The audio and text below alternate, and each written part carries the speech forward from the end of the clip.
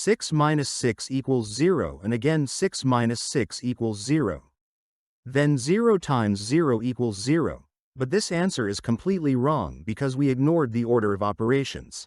The rule that comes to our aid here is the PEMDAS rule. PEMDAS is a simple way to remember the order of mathematical operations. The letter P stands for parentheses. The letter E stands for exponents. The letters M and D stand for multiplication and division. And finally, A and S stand for addition and subtraction.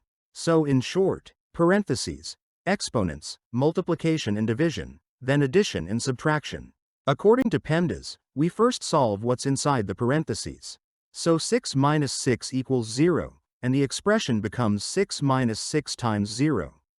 In this new expression, we have both multiplication and subtraction. Multiplication has higher priority, so 6 times 0 equals 0.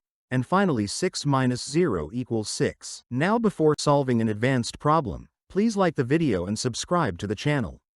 Our advanced problem is, open parenthesis 7 plus 8 close parenthesis plus 15 divided by 5 times 3. According to the PEMDAS rule, we must first solve inside the parentheses. So we have 7 plus 8 equals 15, and the expression becomes 15 plus 15 divided by 5 times 3. After the parentheses, it's time for multiplication and division, which we solve from left to right. So we have 15 divided by 5 equals 3, and 3 times 3 equals 9.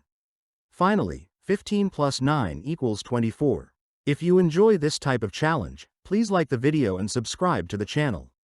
Until the next video, goodbye.